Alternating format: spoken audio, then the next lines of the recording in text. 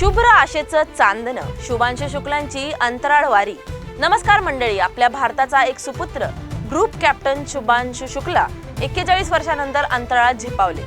25 जून रोजी Kennedy space सेंटरवरून उड्डाण घेऊन त्यांनी थेट आंतरराष्ट्रीय अंतराळ स्थानक गाठलं आणि राकेश शर्मानंतर अंतराळात पोहोचलेले दुसरे भारतीय ठरले।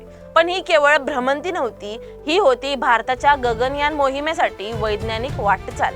त्यांनी मायक्रोग्रॅव्हिटीमध्ये मूग, मेथीच्या बिया, मायक्रो अल्गी आणि ग्लुकोज मॉनिटर यांचे प्रयोग केले। मानसिक आरोग्यावर गुरुत्व शून्यतेचा परिणाम पाहिला। इतकंच नव्हे तर अंतराळात असताना इस्रो प्रमुखांशी संवाद साधून प्रयोगांची माहिती दिली। घरच्या आठवणी म्हणून त्यांनी आंबा ज्यूस, गाजर हलवा आणि मूग डाळ हलवा नेले। तेथील सदस्यांना भारतीय चव दिली। 14 जुलैला ते ISS वरून पृथ्वीच्या दिशेने परतीचा प्रवास सुरू करणार असून 15 जुलैला दुपारी ते कॅलिफोर्नियाजवळ प्रशांत महासागरात उतरणार आहे। शुभांशु म्हणाले, आजचं भारत वरून पाहिलं तर सारे जहां से अच्छा असं वाटतं।